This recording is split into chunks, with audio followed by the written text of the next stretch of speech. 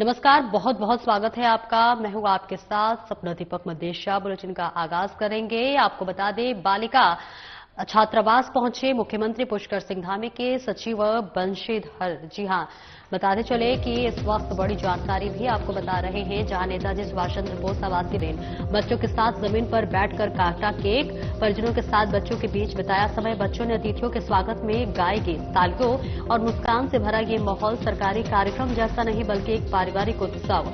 इसके साथ ही बंशीधर तिवारी ने परिसर में किया वृक्षारोपण, बच्चों के साथ पढ़ाई, रुचि और उनके भविष्य के सपनों के बारे में बातचीत की। जीवन में आगे बढ़ने के लिए लक्ष्य तय करना बेहद जरूरी। आत्मविश्वास से सच्चा नेतृत्व वही होता है जो अपने साथ दूसरों को भी बढ़ाए आगे।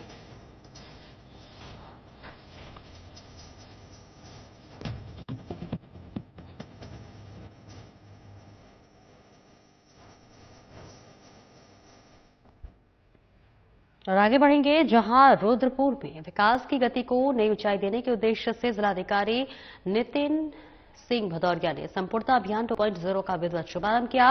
नीति आयोग के दिशा निर्देशों पर आधारित यह अभियान आकांक्षी जनपदों और विकासखंडों में निर्धारित मानकों पर 100% लक्ष्य हासिल करने के लिए चलाया जा रहा है। डीएम नितिन सिंह भदौरिया ने बताया कि इस अभियान के तहत आकांक्षी जनपद के सर्वांगीण विकास के लिए 6 महत्वपूर्ण संकेतकों का चयन किया गया है। इन संकेतकों पर विभाग मिशन मोड में कार्य करेंगे। सबसे अधिक 4 संकेत क्षेत्र से लिए गए हैं ताकि बुनियादी स्वास्थ्य सेवाओं को अंतिम व्यक्ति तक पहुंचाया जा सके। जिलाधिकारी नितिन सिंह भदौरिया ने कहा कि नीति आयोग की इस पहल से हम जिले के पिछड़े क्षेत्रों में बुनियादी सुविधाओं को बेहतर बनाएंगे। सभी संबंधित विभागों को निर्देशित किया गया कि वे मानकों पर तेजी से काम करें।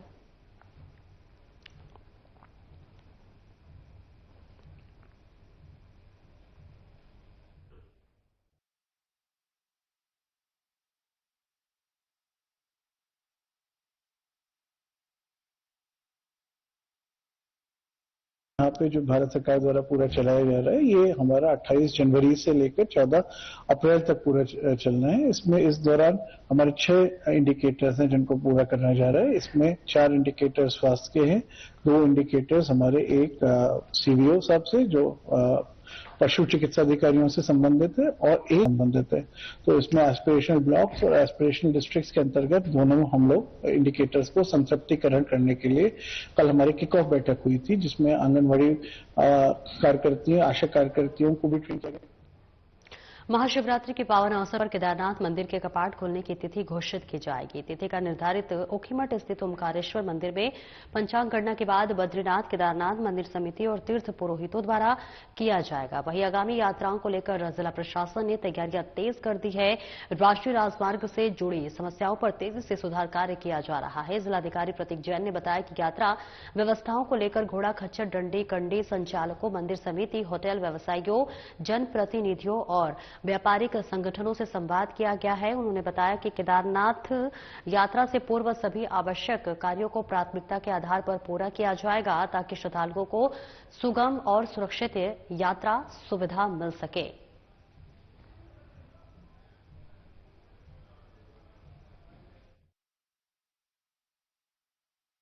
देखिए, केदारनाथ जी यात्रा हमारे जनपद के लिए एक बहुत ही महत्वपूर्ण यात्रा है और चारधाम यात्रा की भी एक बहुत महत्वपूर्ण बैठक आदरणीय आयुक्त महोदय ने 17 जनवरी 2026 को सभी गढ़वाल क्षेत्र के जिलाधिकारियों के साथ की थी।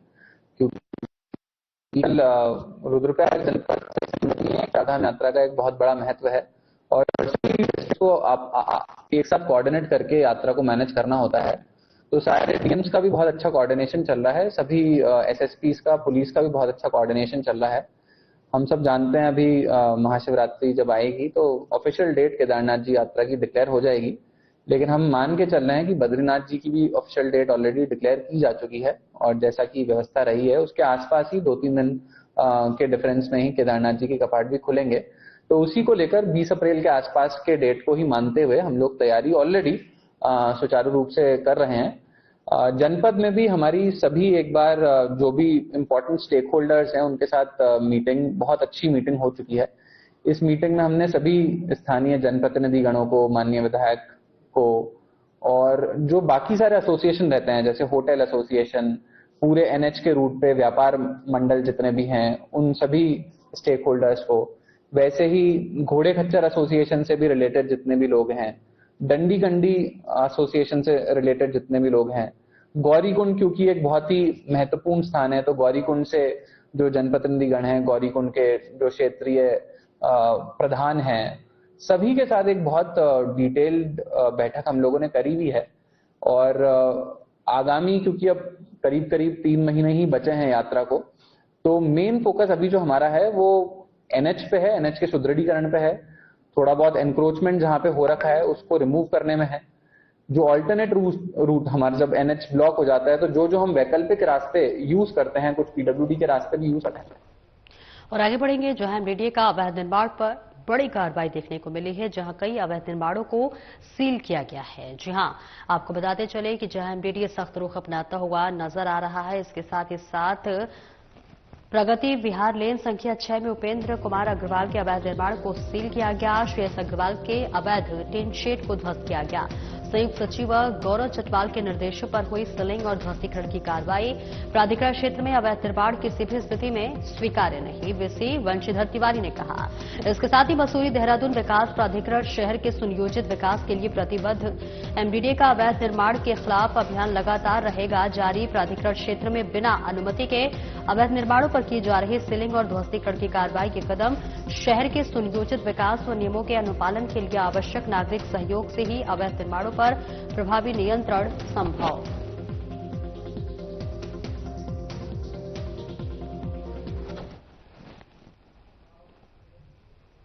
आगामी चारधाम यात्रा को सुगम, सुरक्षित और आध्यात्मिक रूप से गरिमामयी मनाने के लिए प्रशासन ने कमर कस ली है। इस बार श्रद्धालुओं की भारी भीड़ देखते हुए आपको बता दें कि क्राउड मैनेजमेंट और सुरक्षा व्यवस्था के ढांचे में बड़ा बदलाव करने की तैयारी है। सबसे महत्वपूर्ण कदम के रूप में मंदिर परिसरों के संवेदनशील क्षेत्रों में रील बनाने और फोटो खींचने पर प्रतिबंध लगाया जा सकता है। बीकेटीसी के अध्यक्ष हेमंत द्विवेदी ने बताया कि चारधाम बद्रीनाथ, केदारनाथ, गंगोत्री और यमुनोत्री में हर साल बढ़ती भीड़ और सोशल मीडिया के वीडियो बनाने के बढ़ते चलन के कारण कई चुनौतियां सामने आ रही है। मंदिर के मुख्य प्रांगण और कतारों में रील बनाने के चक्कर में श्रद्धालुओं की आवाजाही रुक जाती है, जिससे अव्यवस्था फैलती है। कई बार रील बनाने के दौरान मंदिरों की धार्मिक मर्यादा और शांति भंग होने की शिकायतें मिलती रही हैं। सरकार का उद्देश्य है कि चारधाम आने वाले श्रद्धालु केवल कंटेंट बनाने के बजाय देवभूमि की आध्यात्मिक ऊर्जा का अनुभव कर सके। यदि यह प्रस्ताव लागू होता है तो नियमों का उल्लंघन करने वालों पर जुर्माने की कार्रवाई की जा सकती है। उन्होंने कहा कि हमारा प्राथमिक लक्ष्य श्रद्धालुओं की सुरक्षा और सुगम दर्शन के रील बनाने की होड़ से अक्सर व्यवस्थाएं प्रभावित होती हैं, जिसे नियंत्रित करना आवश्यक है।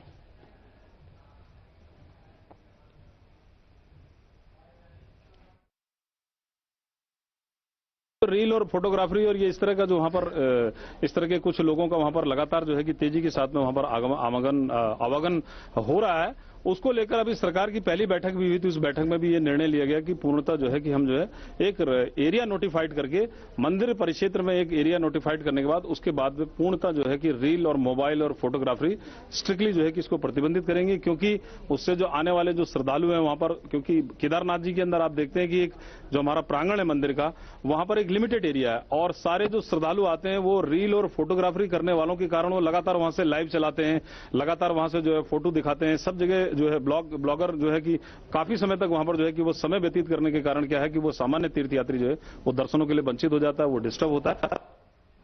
भारत के स्वतंत्रता संग्राम में अपने प्राणों की आहुति देने वाले अमर बलिदानियों की स्मृति में आज हरिद्वार कलेक्ट्रेट परिसर में विशेष श्रद्धांजलि सभा का आयोजन किया गया। शासन द्वारा जारी निर्देशों के अनुपालन में जिला प्रशासन के अधिकारियों और कर्मचारियों ने सामूहिक रूप से 2 मिनट का मौन धारण कर शहीदों को नमन किया। कलेक्ट्रेट परिसर में सायरन बजने पर सभी गतिविधियों को रोक दिया गया और देश की आजादी के लिए सर्वस्व न्यौछावर करने वाले वीरों की याद में पूरा जो परिसर था वो मौन हो गया।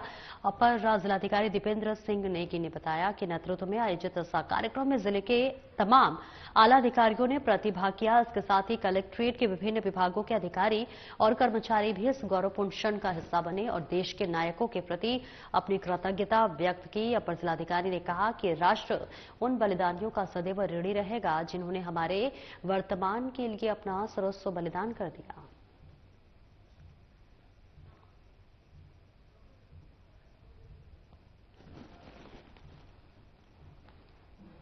सड़क परिवहन एवं राजमार्ग मंत्रालय भारत सरकार के दिशा निर्देशानुसार 16 जनवरी से प्रदेश भर में सड़क सुरक्षा माह मनाया जा रहा है और इसी क्रम में एसएसपी डॉक्टर मंजूनाथ टीसी के निर्देशन में पुलिस प्रशासन मुस्तैदी से लोगों को जागरूक करने में जुटा हुआ है। हल्द्वानी में आयोजित विशेष कार्यक्रम एसपी मनोज कुमार कत्याल ने मोर्चा संभाला। शहर के ऑटो, ई रिक्शा और प्राइवेट बस संचालकों सहित स्थानीय नागरिकों को सड़क सुरक्षा की शपथ दिलाई गई। इस दौरान सभी चालकों को यातायात नियमों के पालन की अनिवार्यता समझाई गई। इस योजना के बारे में विस्तार से जानकारी दी गई। लोगों को प्रेरित किया गया कि वे सड़क दुर्घटना में घायलों की मदद बिना किसी कानूनी डर के करें और पुलिस को तुरंत सूचना दें। इस पूरे अभियान का मुख्य लक्ष्य शून्य दुर्घटना की दिशा में कदम बढ़ाना और स्थानीय जनता के सहयोग से सड़कों को सुरक्षित बनाना है।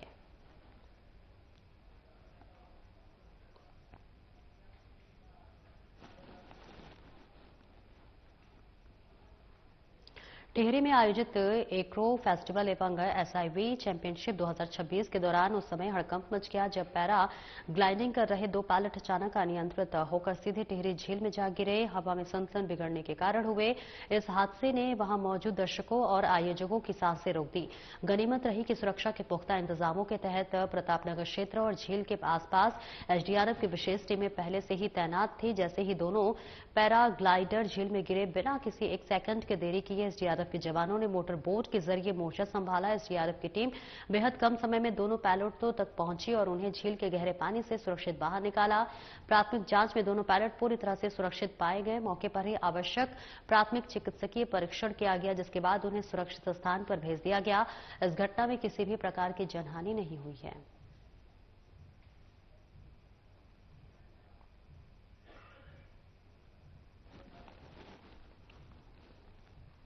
श्रीराम इंस्टीट्यूट में भारतीय समाचार पत्र दिवस मनाया। कार्यक्रम में प्रिंट और इलेक्ट्रॉनिक के साथ साथ सोशल मीडिया जगत से जुड़े पत्रकार, आम लोग और छात्र छात्राओं ने प्रतिभाग किया।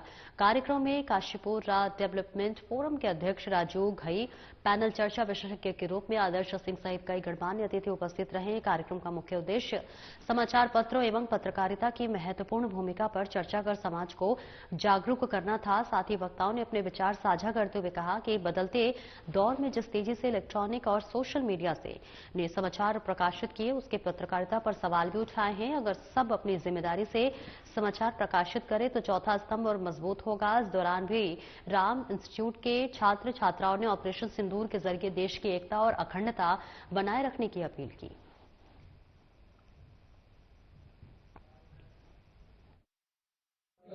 लेकिन मेरे मेरा अखबार भी निकला कम हो गया है। तो हमारा पर्पस ये था कि सब लोग आए, आप लोगों के सामने मोटिवेट करें। आप लोगों ने बहुत अच्छे से मोटिवेट किया है कि बच्चा पढ़े।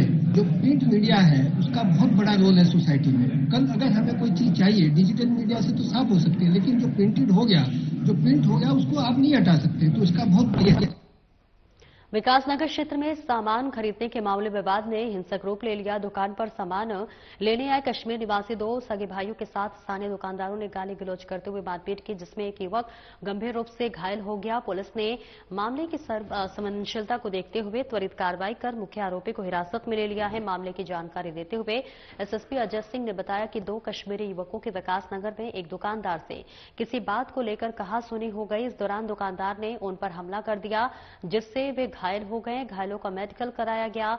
मेडिकल और तहरीर के आधार पर मुकदमा में दर्ज कर लिया गया है और ऐसे में उन्होंने बताया कि मामले का मुख्य आरोपी संजय यादव है, उसे हिरासत में ले लिया गया है। आगे की पूछताछ और जांच जारी है। उन्होंने बताया कि दोनों युवक छुट्टियों में अपने पिताजी के पास आए थे। वो अपने पिताजी की फेरी में मदद करने के लिए पांवटा में रुके हुए थे। एसएसपी ने कहा कि कानून हाथ में लेने वाले किसी भी व्यक्ति को बख्शा नहीं जाएगा। उन्होंने स्थानीय लोगों से शांति और धैर्य बनाए रखने की अपील की है।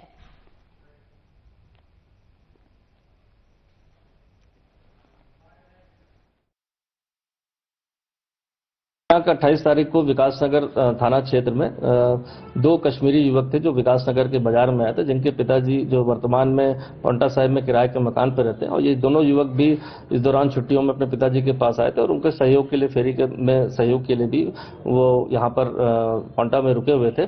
कल विकासनगर में एक दुकानदार से इनकी किसी बात को लेकर वहां पर कहासुनी हो गई, जिसमें दुकानदार द्वारा जो है उन पर हमला किया गया, जिससे वो इंजर्ड हुए थे। इंजर्ड के बाद उनका मेडिकल कराया गया। मेडिकल और तहरीर के आधार पर जो है मुकदमा सुसंगत धाराओं में दर्ज कर लिया गया है। जो इसमें मेन अक्यूज था अभियुक्त संजय यादव, उसको हिरासत में ले लिया गया और सुसंगत धाराओं में जो है इन्वेस्टिगेशन के बाद इसको न्यायिक इसमें रिमांड के लिए पेश किया जाएगा। अन्य जो भी इसमें बात साक्ष्यों के तौर पर आई, वो सभी सीसीटीवी फुटेज अन्य चीजों को कलेक्ट किया जा रहा है और जो मेन इसमें अक्यूज था उसको अभी हिरासत में ले जाएगा। आगे की पूछताछ और इन्वेस्टिगेशन जारी है। और हर साल की तरह इस साल भी अंतर्राष्ट्रीय योग महोत्सव का आयोजन 16 से 22 मार्च तक होगा। मुनिकेरेती स्थित GMVN गंगा रिजॉर्ट में होने वाले योग महोत्सव के बारे में प्रेस कॉन्फ्रेंस की गई, जिसमें प्रबंध निदेशक विशाल मिश्रा ने बताया कि इस बार योग महोत्सव में कुछ नए बदलाव किए गए हैं। महोत्सव में योग आसनों के अलावा मानसिक स्वास्थ्य, सात्विक खानपान और संतुलित जीवन शैली पर भी ध्यान केंद्रित रहेगा। महोत्सव में स्थानीय कलाकारों को भी मंच पर अपनी कला का प्रदर्शन करने का मौका मिलेगा। पहाड़ी उत्पादों के स्टॉलों का भी महत्ता दी जाएगी। महोत्सव में लोकल योगाचार्य के अलावा तमाम स्कूलों के छात्र छात्राओं को भी बुलाया जाएगा। इस दौरान सांस्कृतिक कार्यक्रमों के साथ उत्तराखंड की संस्कृति की झलक भी दिखाई जाएगी। देश विदेश से आने वाले योग साधकों के लिए खास इंतजाम रहेंगे, जो इस महोत्सव को और ज्यादा खास बनाएंगे।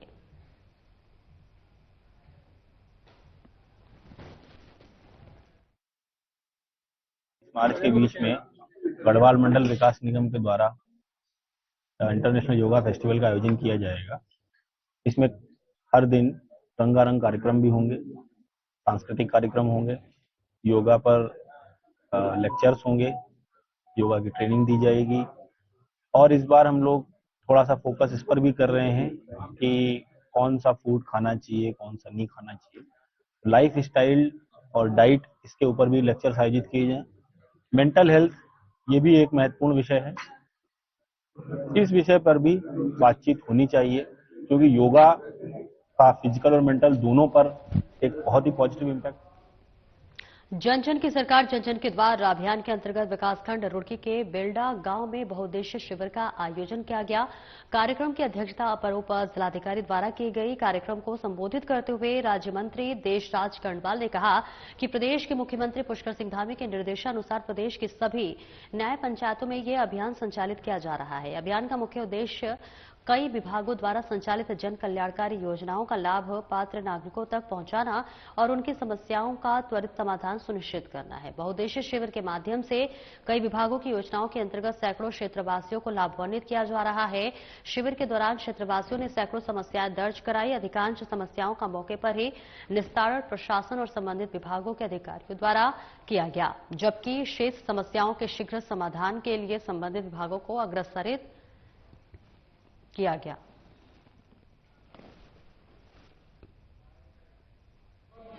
से ऊपर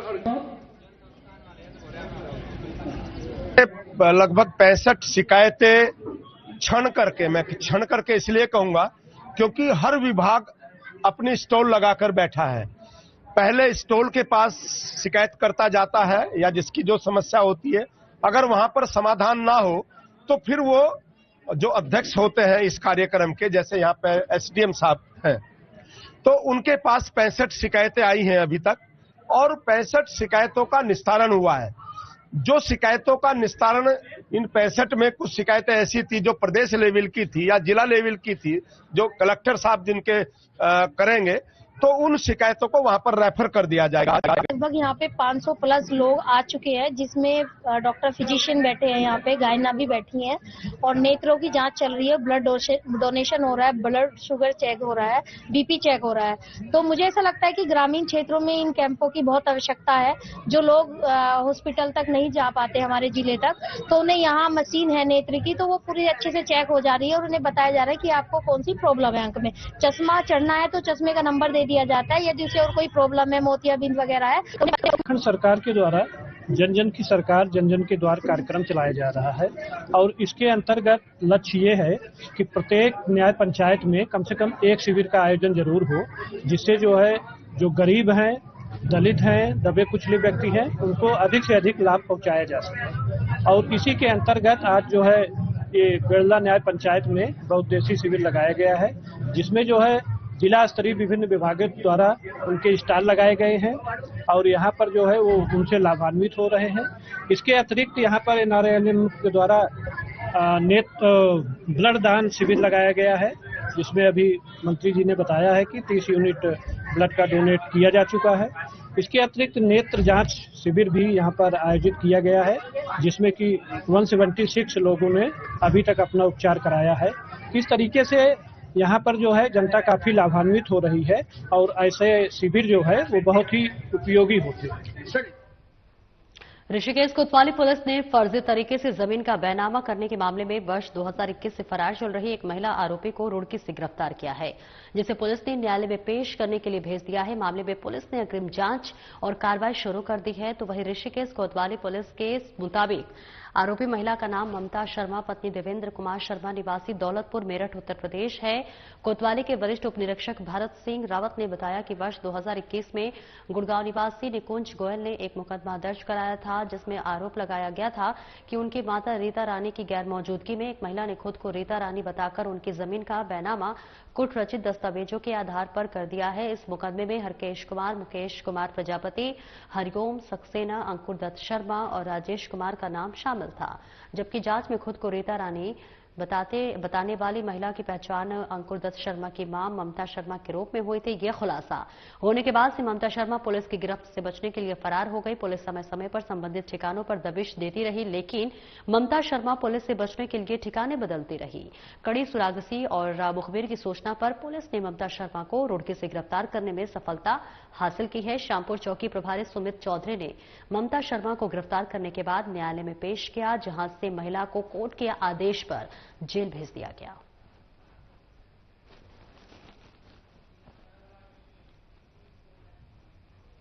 लांसडाउन वन प्रभाग के अंतर्गत बरसवार गांव में पिछले दिनों मासूम बच्चे को निवाला बनाने वाली मादा गुलदार आखिरकार वन विभाग के पिंजरे में फंसी गई। इस सफलता के बाद क्षेत्र के ग्रामीणों ने लंबे समय के बाद राहत की सांस ली है। बीती 25 जनवरी को बरसवार गांव में एक दर्दनाक घटना घटी थी, जिसमें गुलदार ने एक मासूम बच्चे को अपना शिकार बना लिया था। इस घटना के बाद से ही पूरे इलाके में भारी आक्रोश और डर का माहौल बना हुआ था। घटना को गंभीरता से लेते हुए वन विभाग ने क्षेत्र में सघन अभियान चलाया था। गांव के संवेदनशील रास्तों पर पिंजरे लगाए गए थे। गुलदार की मूवमेंट ट्रैक करने के लिए 17 हाईटेक कैमरे इंस्टॉल किए गए थे। वन विभाग की विशेष टीम लगातार क्षेत्र में गश्त कर रही थी। बीती रात लगभग 8 साल की एक मादा गुलदार विभाग द्वारा लगाए गए पिंजरे में कैद हो गई। पकड़ी गई गुलदार का स्वास्थ्य परीक्षण किया गया। सुरक्षा की दृष्टि से गुलदार को रेस्क्यू कर चिड़ियाघर भेज दिया गया है। प्रभागीय वन अधिकारी ने बताया कि आदमखोर प्रवृत्ति की पहचान होने के बाद त्वरित कार्रवाई की गई। हालांकि गुलदार पकड़ा गया है, फिर भी ग्रामीणों में अभी भी कुछ दिनों तक सतर्क रहने की सलाह दी जा रही है।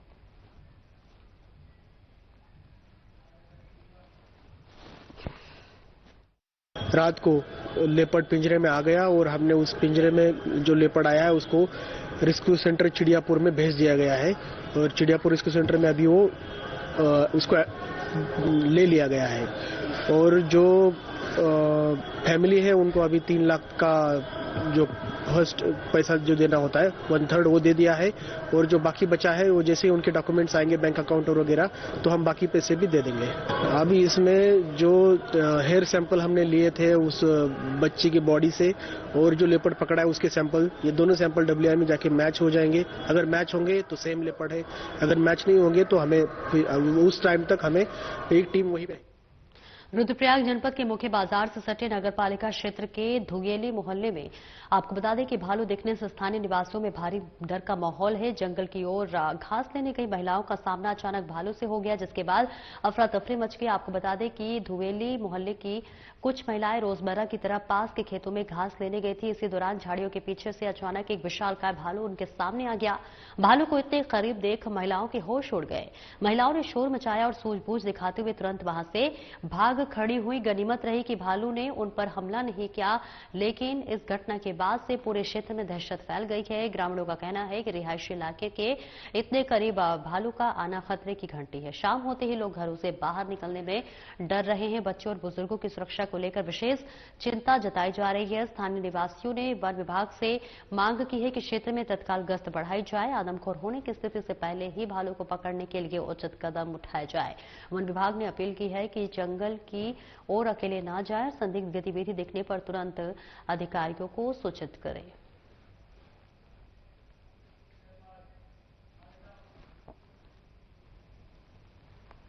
फिलहाल इस बुलेटिन में इतना ही। नमस्कार।